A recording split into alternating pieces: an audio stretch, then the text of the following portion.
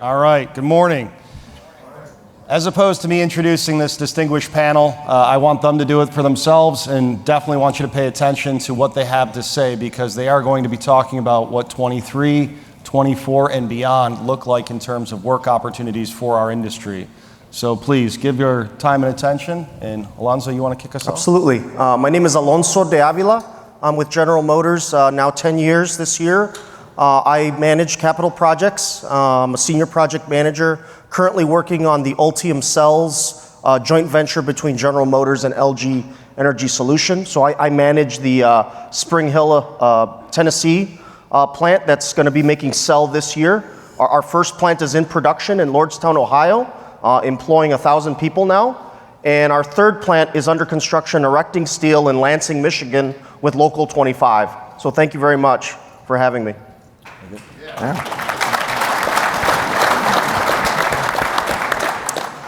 Thank you for having me. My name is Eric Grubb. I'm with Ford, so I'm trying to catch up to Alonso right now.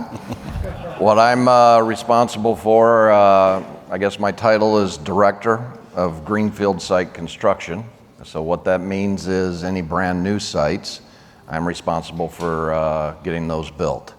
So I have responsibility for the Blue Oval City in Tennessee.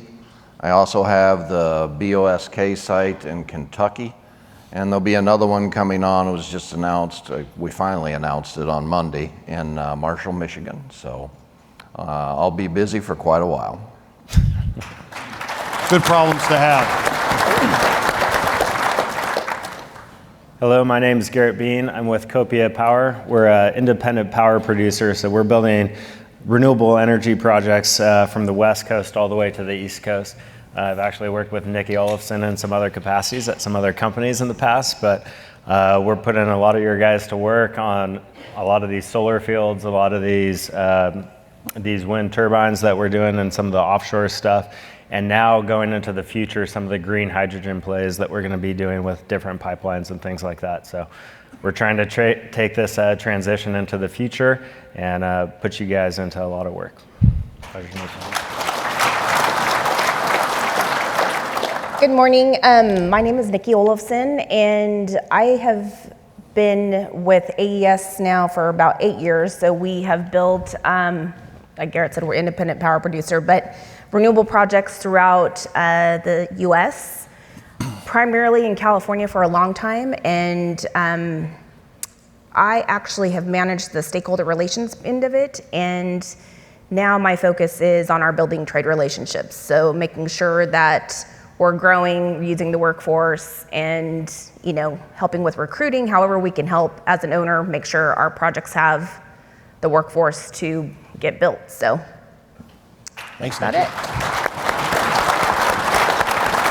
Brian? Hi, I'm Brian Watkins with Triad National Security, which is a sole purpose subsidiary of Battelle Memorial Institute. We manage Los Alamos National Laboratory in New Mexico for the Department of Energy. We're a union shop. We've got about 2,000 union workers on site and signatory with 12 different unions directly, including our partners with Iron Workers Local 495. Very nice.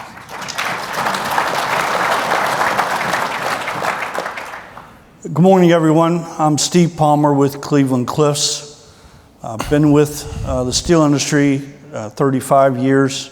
I actually started out with an engineering and construction company prior to that. So I started where a lot of you are, working for McGraw Construction and engineering at that time. With that, I take care of all the capital projects for Cleveland Cliffs throughout all their facilities on the steel making side.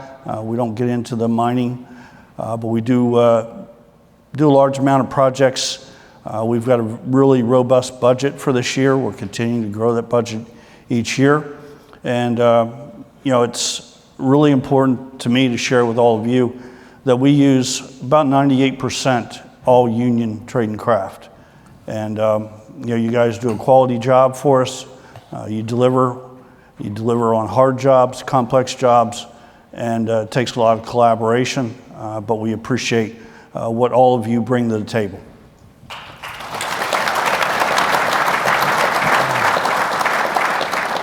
Steve, I'm going to throw it right back to you. You're responsible for your organization's constructions and maintenance activities. Can you talk to us about the amount of work that's happening on your job sites today, but also expand upon what you're seeing in future investments or expecting in future investments in terms of work opportunities? Certainly. So let me just step back. Cleveland Cliffs, we've been as one for about 2.5 years. First year we spent over $450 million in capital. Last year we spent $600 million in capital. So that's a 37% increase, which is amazing, the amount of work that Cliffs allowed us to complete. This year, our budget is around $650 million, and that looks at where we're going to be for the next foreseeable future. We are doing a lot of strategic investigations relative to decarbonization for the industry. We're also involved with a lot of key projects relative to the automotive industry with the electrical steels. We're the only electrical steel maker in the United States. And then we also make stainless steels involved with auto exhaust and the medical industry. But those are the key focus of our projects.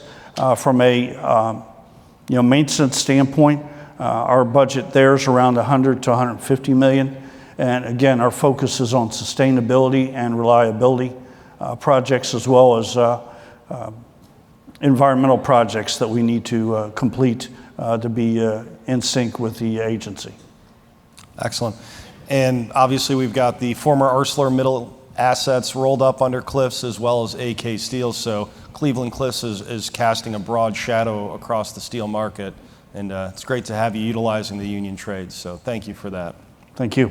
Let's continue back down the list. If you want to talk about Los Alamos, we had a great conversation last night over a delicious dinner. Thank you, President Dean. It was interesting that you direct hire crafts as an organization, as an owner, client, or end user. What do you see coming on your job sites and also future investments? I know you talked about the current, I don't want to say instability or unstable political environment that's out there with Russia and Ukraine and the Chinese, but what do you see coming? Yeah, so again, we're in the national security business, and so when Russia and China do things like they're doing, that tends to drive more work and more business for us. And so we've definitely seen an uptick both for Los Alamos but across the DOE enterprise. For Los Alamos specifically, we're looking at roughly about a $1.5 billion annual budget for maintenance and new projects, and that's probably going to continue at least for the next 5 years or so. And again, that's representative really of across the DOE enterprise of federal investment in that national security enterprise. So things are looking good.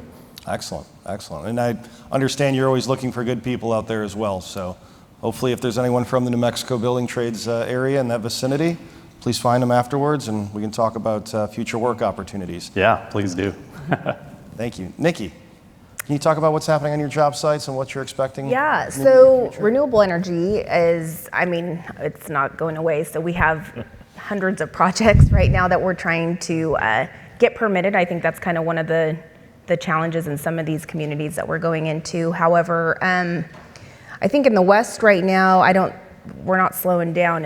I think we have over 140 projects just in the West where my region is, and throughout the state. So we're starting to expand into some different areas, which hopefully we can, develop those relationships out there with the local chapters and whatnot as well. But no, it's as much recruiting and workforce development we can do.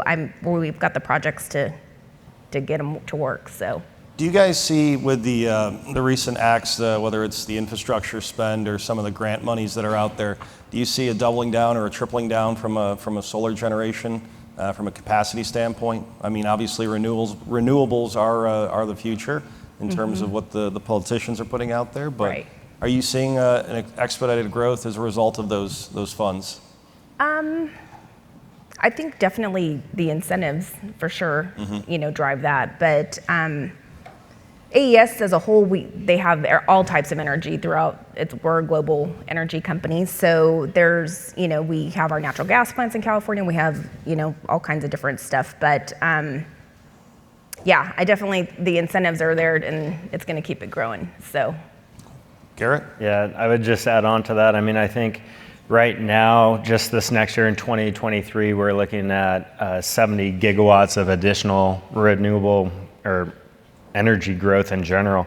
About 40 gigawatts will come from solar energy. So to give you some perspective on that, if you took all the F-150 Lightnings and everyone was driving them in California, you'd be able to power 2 of California's F-150 Lightning fleets with all of that energy. So it's a tremendous amount of energy that's coming in.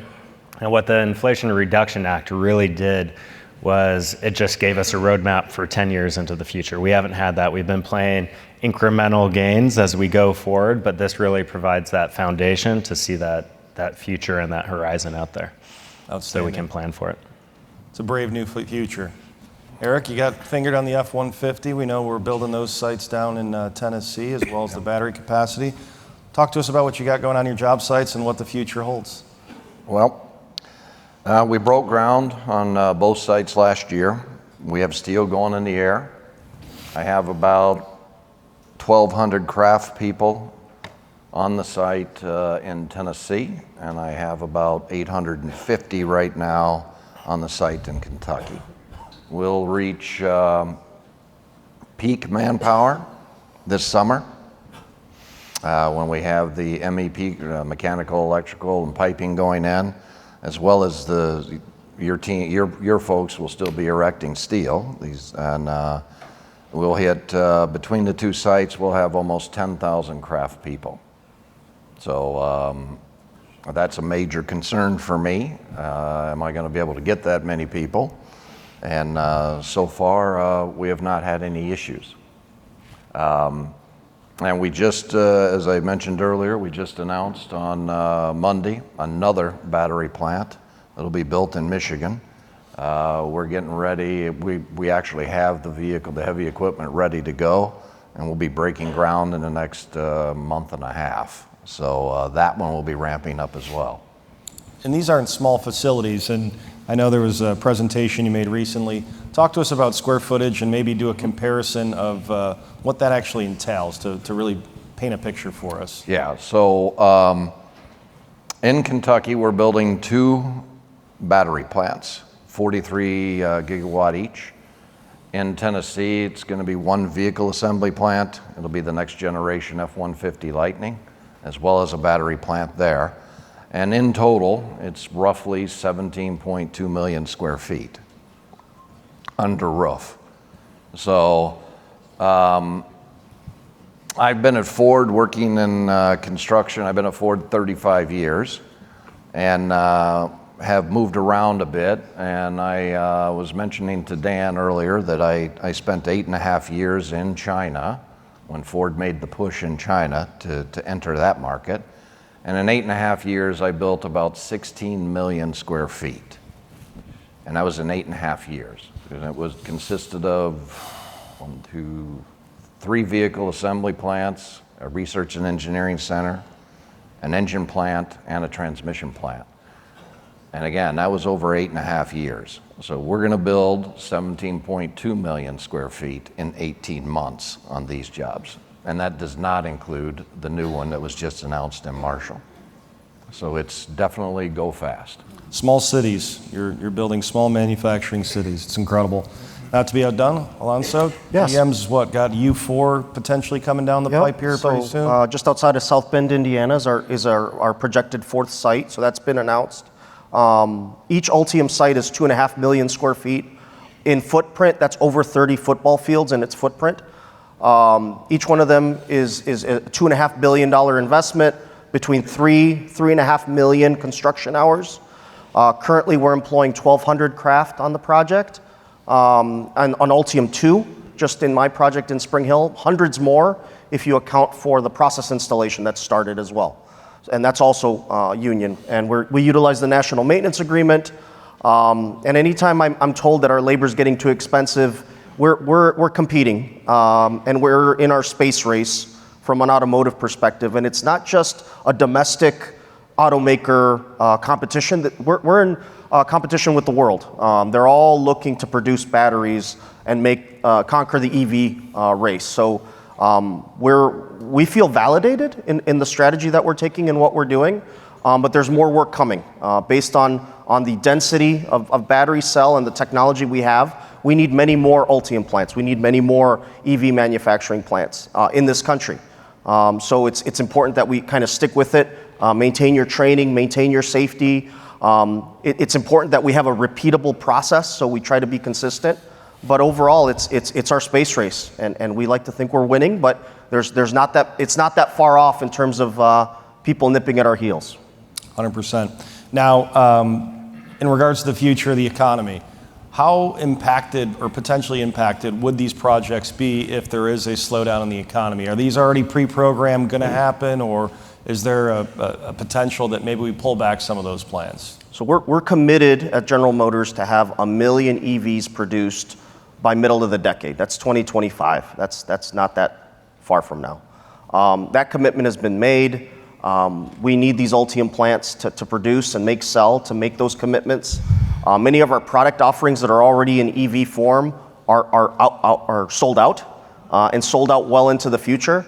So we need to scale and we need to produce more. So in the short term, are we concerned about the economy? We're always looking at that. Yeah. But in the long term, the IRA, the Inflation Reduction Act, the infrastructure bill that was passed as well earlier, that's all validating, again, what we're doing. And again, I'll talk about labor since we're talking to iron workers.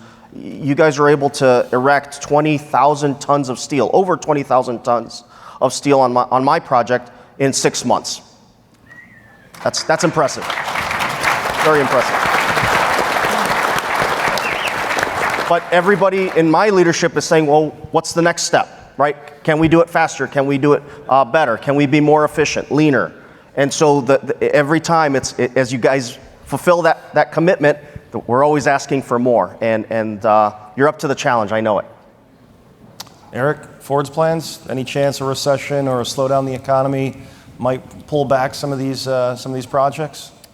Not from my perspective. We have also made similar commitments. Jim Farley has gone on record. This is what we're going to do, what we're going to bring to the market. So certainly these plants are going to go. I'm not worried about that at all. So we're laying down the foundation that there's a lot of work opportunities out there. We just want to see, is there going to be a potential reaction given the market? Garrett, what are you seeing from your perspective? I mean, I think over the last year and a half, we had so many supply chain constraints. Yeah.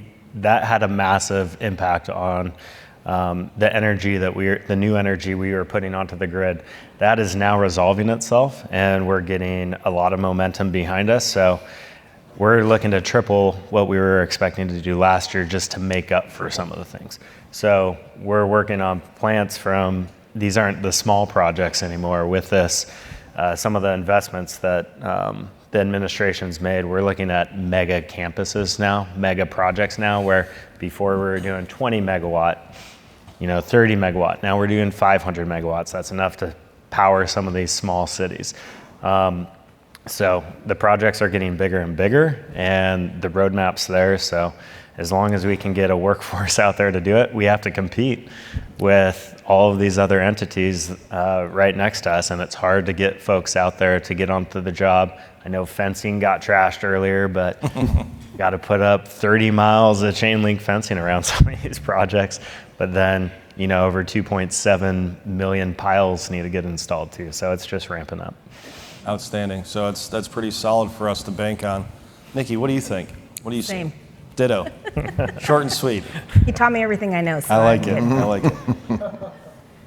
Brian? Yeah, I would say kind of the same. We're somewhat insulated because we are a federally funded research and development center. So there is a little bit of insulation from economic turmoil that we benefit from. So we're looking at at least 5 years that would be pretty steady growth, and so the outlook is good, and we're not real concerned about the economic volatility right now.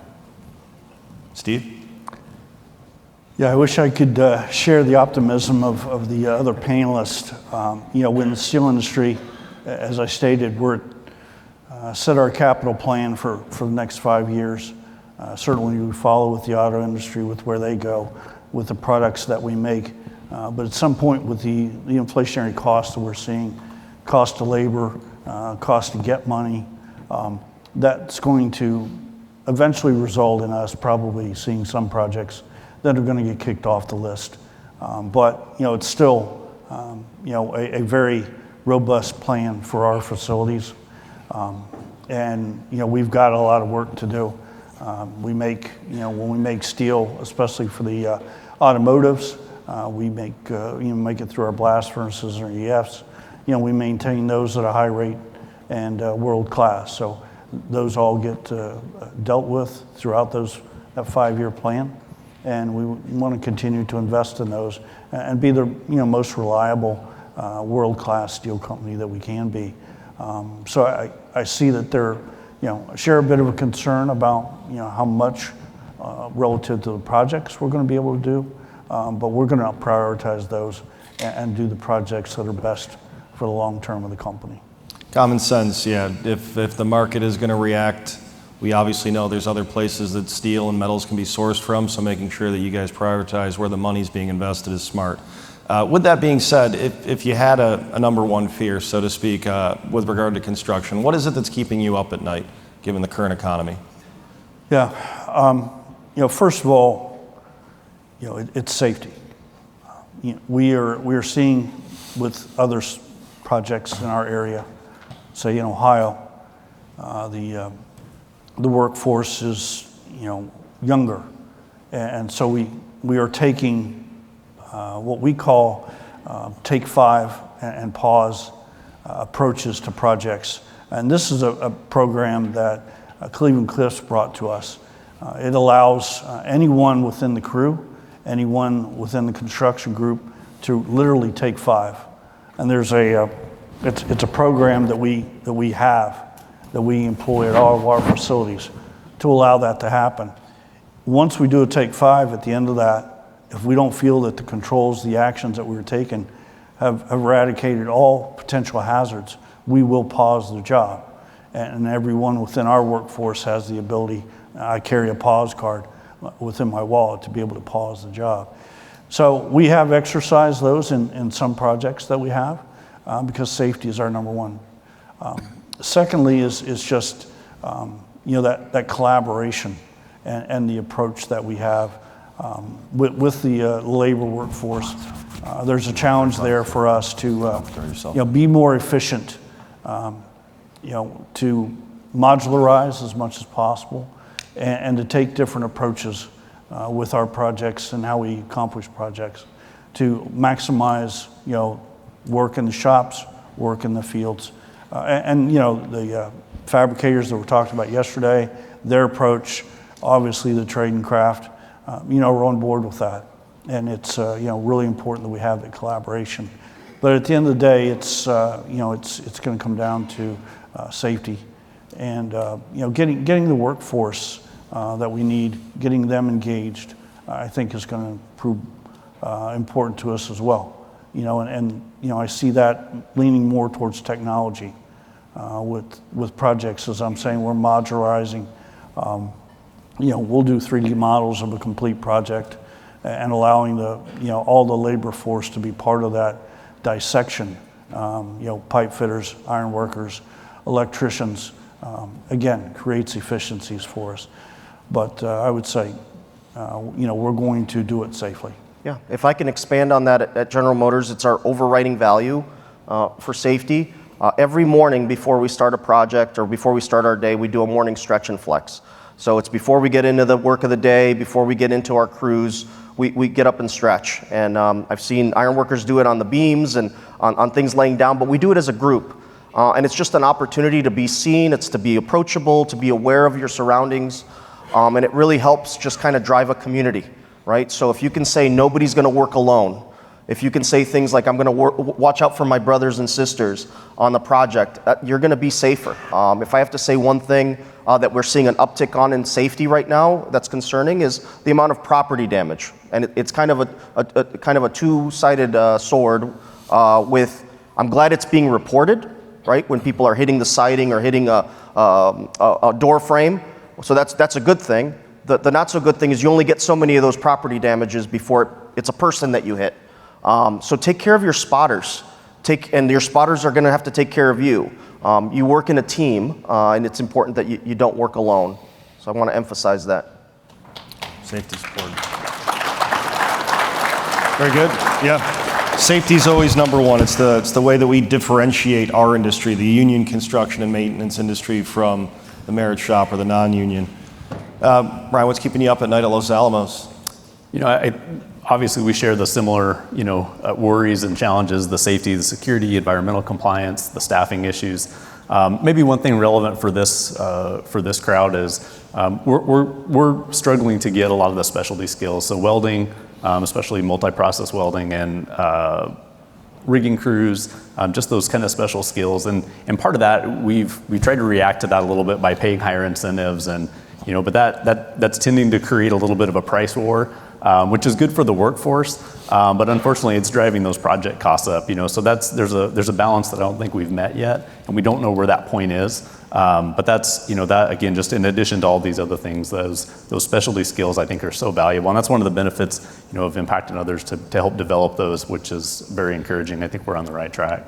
And not to let you off the hook on safety, but how do the iron workers rank on your job sites in terms of their accident ratio or going home safe and whole at the end of the day? How are they doing on your job?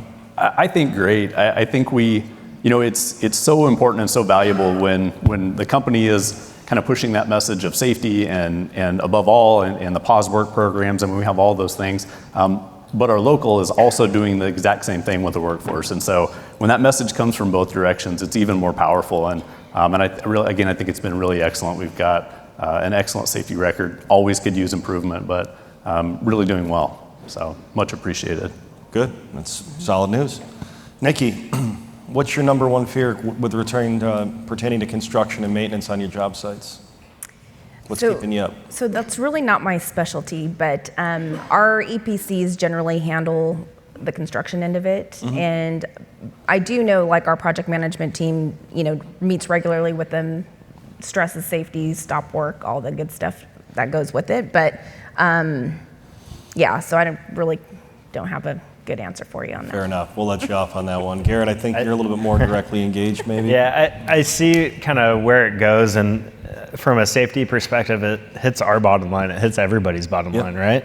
And we've had to turn contractors away recently because of their safety record. So if you're not doing what's right out there, you don't have another chance at getting that job. So it's incredibly important. It hits our insurance, but most importantly, it impacts our people. I think generally in the construction industry, the other challenges that we'll go on to see and face in this new year is also just the procurement side. With the IRA going through, it mandates that you have more domestic content coming online. So we can't have these facilities and manufacturing facilities for panels, for all these other things, constructed fast enough to meet our demand. I mean, they're not going to be there until 2025, 2026. And then the steel requirements that we require also need to come domestic. So we're taking a closer look at each of those procurement lines, and I think that's going to really be something that impacts projects, companies, and the way that they're able to stay competitive in the market. Outstanding. It's very good information. Eric, Ford, you just said 18 million square foot under roof. Yeah. What's keeping you up at night? Well, I mean, we're tracking safety in very similar programs like everyone else, and constantly monitoring that. And we've been getting a few issues, quite frankly. One gentleman went to get his lunch and was coming out. We had a ramp there to make it easy for them to get out, and he slipped off that, broke his ankle. I mean, we're just getting little ticky-tacky things so we did a big safety stand down and a deep dive and looked at it and said, what's going on here? Is the person so focused on what's going on, right? Or the other thing I'm looking at is, are they getting tired? Because I worry about that as well. We've got to give the folks time to rest. So we're working on that constantly. And then the other things that keep me up at night are, can I get enough people? Labor supply. And then the other thing is, my biggest fear is with these mega projects, they're so large. And when you look at those two sites, one in Kentucky and Tennessee, the total budget's $10 billion. And they're go-fast projects, and they're huge. So I cannot absorb a contractor going out of business partway through the job. So we have, I've gone back to purchasing, we've changed our pay terms. We've changed the invoicing terms. We've changed everything to make sure I can keep the system running and keep the cash pipeline going so that I don't have any of that risk. Alonso? Yeah, to expand a little bit, I really have to focus on frontline supervisors being the kind of our heroes, right? The frontline supervision. If it gets to a safety person or to me, likely it's already too late from a safety standpoint. It's already been something that's been happening. So frontline supervisors are key. To me, that's the secret sauce. Actually, I'm going to point him out. On Ultium 2, our structural steel frontline supervisors, Rob Gatson, he's in the audience, and he was the reason why we didn't have significant incidents with ironworkers on the project. I know that. It was one phone call. It was an easy, I knew it was going to get handled with him because I knew he was going to be able to ring true with the workforce. And when it came to stretching and flexing, I could tell I got to people when they said, hey, are we doing our sobriety test again? Doing our stretch in the morning? And I used to respond saying, yeah, I'm doing my sobriety test too. I'm here with you. But it's one of those things that you have to really observe. You have to see how you're leaving a job at the end of the day, because it's going to say how you come into a job and how you see the workforce. A clean job site's a safe job site, and you guys have done a really great job in a very difficult project that we have in Tennessee. Well, I know we're getting close on time, and we've been great in sharing information from our own organizations, but at the same time, you all came here to deliver a message, and that message, obviously, we want to make sure is heard. So you dropped everything, you made it here to New Orleans for impact. Why? What is it that you're looking for in terms of engagement and outreach from the iron workers and their contractor leadership? Steve, why don't we start with you, and we'll work back this way, because just sharing information for others' benefits, there's a message to be delivered. This is important to all of us to be able to, stand in front of you and have the conversation. We talked about mental health. We talked about a number of programs that you guys are engaged with. That's important to all of us. And having that conversation, we're going to show up for that. That's how we are as leaders at the end of the day. We don't want to see, I don't, on any of my projects, and as you said, I got a pretty broad band of projects and facilities that we work at. I don't want one person. I want everyone to go home at the end of the day the way they come through the gate. That's important to me. It's boots on the ground, that approach for what we do. But, we do want to work closely with you relative to modularization and efficiency. And so I'm certainly open to the business managers, the business agents reaching out to myself. I can network them with my engineers relative to the projects that we've got moving forward to be able to do that. We did a project at Toledo, a very successful project for us.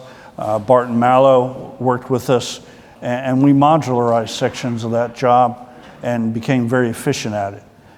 That to me is where we're headed with, we're going to be challenged on labor force, but yet we've got projects to do. So where can we, utilize technology, utilize, our fabricators, yet use, the quality workforce that you all bring to all of our projects is paramount to us.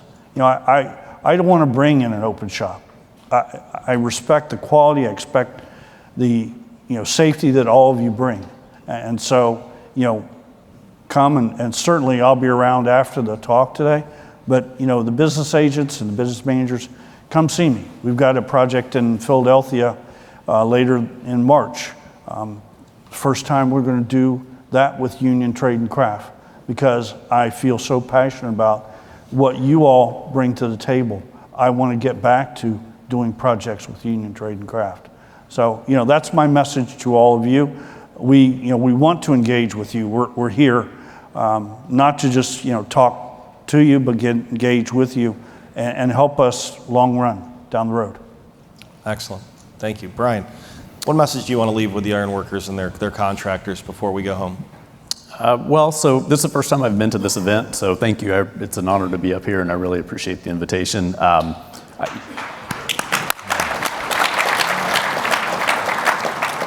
So I came out, partly, I'll be honest, to do a little recruiting. New Mexico is pretty remote, and it's difficult. We don't have a large population, so it's a little difficult to get contractors out there. So, but also we have a lot of work and a lot of work on the horizon. And so just, understanding the nature of the industry right now and getting a better feel with industry leaders and union leaders and to help us come up with ideas. And one thing, I really appreciate just the progressive attitude and the collaborative culture of the iron workers. Often when we see a problem coming or have a challenge, be it staffing or safety or anything, technical expertise, usually our union reps bring that to us with a solution before we even have to ask. And that's really powerful. And again, that's that value of those union partnerships that you just would never get in a different contracting environment. So very valuable to us. And again, thank you for having me. I appreciate being here. Thanks. Nikki. So this is one I can talk a lot about, but so I think for me it was, starting with Bean years and years ago that, as a company we wanted to have you guys as a partner and not, battling against each other. So he actually started these relationships on the West Coast, probably a decade ago. And after he's left, we just felt that it was important to continue those partnerships. And, it's a two-way street. So when we're building projects and we need, we're going to planning commission, we're trying to get those through, and we have our local workforce there that doesn't want to commute to LA for a 3-hour drive every day. The amount of support that we give each other is so important. You could call Johnny and he'd have 100 guys show up to, a community meeting, and to see the families, for me, it's the job creation, and to see, you guys show up with your kids after work, after I know you've been working hard in the sun all day long or in the whatever type of weather it is. It's just been a really great partnership for us over the years. And I think, of course, my company recognizes that. They've put me in a position where this is my focus on these relationships. And hopefully we can expand that from the West out. And I know I'm working with Johnny on it. I'm working with the IBEW on it. So, if Nikki ends up giving you a call one day, just know we are a great partner. And we want to see the kids get into the unions. We want to see you guys recruit. If you could have I was listening yesterday, a trailer for every region to go out and recruit these kids out of high school. I just think a lot of them just don't know that it's available. 100%. So it's so wonderful when, you have a mom that was speaking against us at a meeting, and then she, makes a phone call. Hey, Nikki, how can I get my son into that? And, all it took was me making a phone call, the kid's in the apprenticeship, and she was so grateful, showed up at one of our later meetings speaking for us instead of against us. So it's very impactful, and I just appreciate, all of you guys. And I just really love to see the families working close to home. And, it's awesome when you guys all roll in, and it's very moving for a lot of people. So I appreciate it.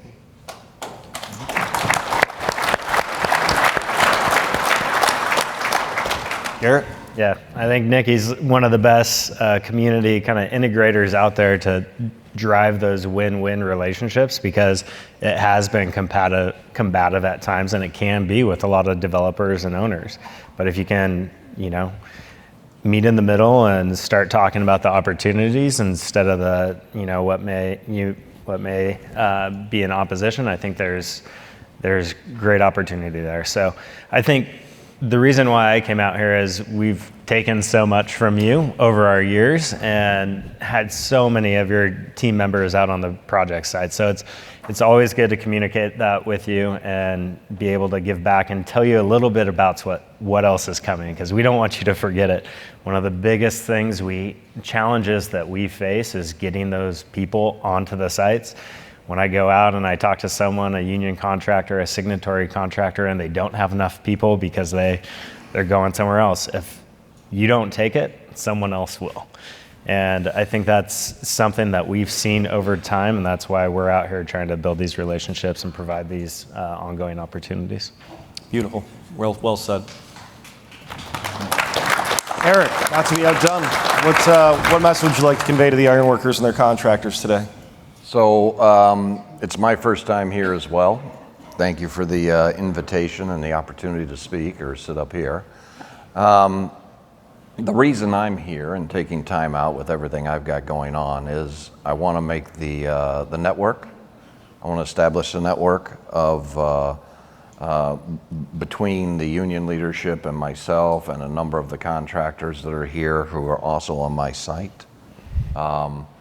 And again, we've talked a lot in the last couple days about it, that I knew the companies and things, but I didn't know the people, right?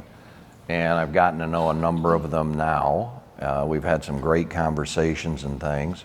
Unfortunately, and I mentioned to them that typically for me, the ones that I hear about the most are the ones that I'm having problems with, not the ones that are doing a great job. It's funny how that works. Right. So it's been fantastic to get to know those folks, because with projects as large and complex as these are, we need open channels of communication. I want them to know me, and I want to know them. So if something comes up, I've told everybody, feel free to reach out to me. Grab me on a site if you see me there and you want to talk, and that's why I'm here. Very good. Thank you. Alonzo.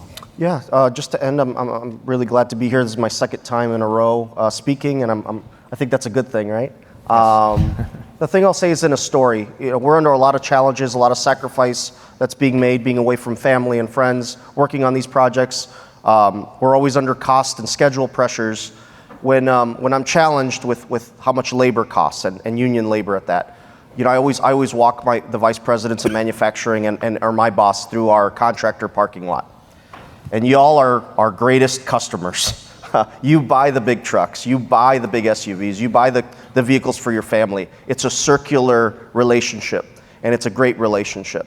And we need people that can buy the vehicles that we sell. So I'm not a salesman, but if any of you are in the market for a new car, truck, or crossover, come see me.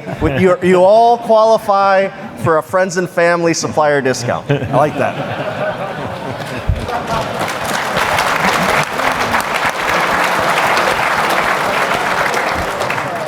Before we collectively thank the panel, I have an ask as well for the audience. And since I've started doing more of the public speaking bit after taking over, my message is always the same at the end. It's about mentorship. And I'm going to challenge everyone out there, whether you're like the contractor from Los Angeles that was just up on the stage before us, that's mentoring future ironworkers to become contractors in this industry. We all have a responsibility to find a replacement and to make this industry stronger. So if you don't have someone that you're mentoring, please make sure that you go out there and you find someone to mentor so that we leave this industry stronger than the way we found it. So that's my challenge to you. Now, with that being said, let's give our panel a round of applause and make sure you find them later.